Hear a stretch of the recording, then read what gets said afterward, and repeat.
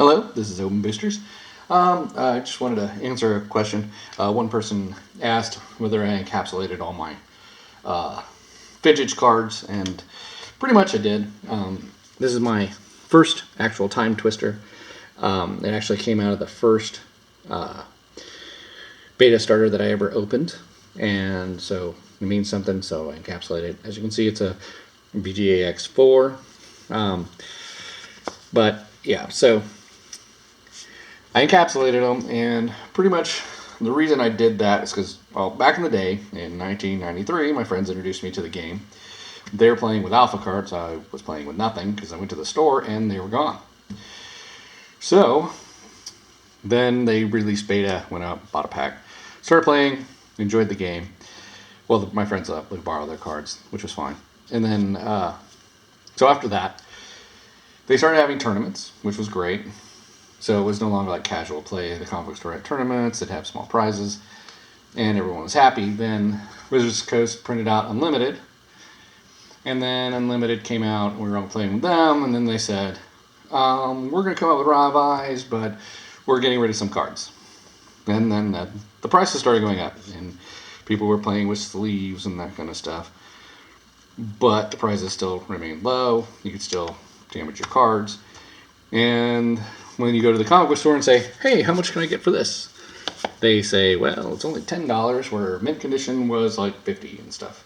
So we came out with our new little system. I'll show you that little system now. And they said it was okay at first when you went to the card shops. You would take your island, which you had like a ton of, and then you would go like this and put a little, if you wanted a Black Lotus or something, you'd go, all right, put a little circle up here, put Black Lotus, draw a little flower,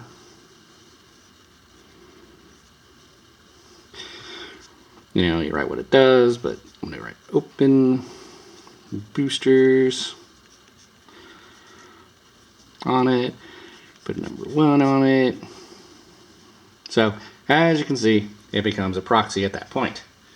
And then if you draw the card, you get it. You can put it in your little deck, shuffle it around, and you're good to go. And as long as you could prove that you actually had a Black Lotus in the original comic book stores, they would say, okay, you can play with the proxy. No big deal. Then at one point, a person came to our store and said that we couldn't do that anymore. And they wanted to sign us memberships and that kind of stuff. But they were still giving out these, like smaller prizes. Which is, I mean, that's not bad, it's farmland. But it wasn't like, you know, I'm going to take this, turn it into this, and you lose, you know, value. So this, you can't really see from the back if it's a Lotus or not, and it matches. So it seemed like it was easier to do this than sacrifice something that the comic book store will pay a lot more to get only this. So that's pretty much why we stopped playing in the local tournaments kind of deal. But that's just our history. I mean, the prizes have gotten a lot better since then. I mean, they got a pro circuit now, and things have changed greatly. So that is my 1993 story and 1994 story. And I hope that was interesting. But there you go. So have a nice day. This is Open Boosters.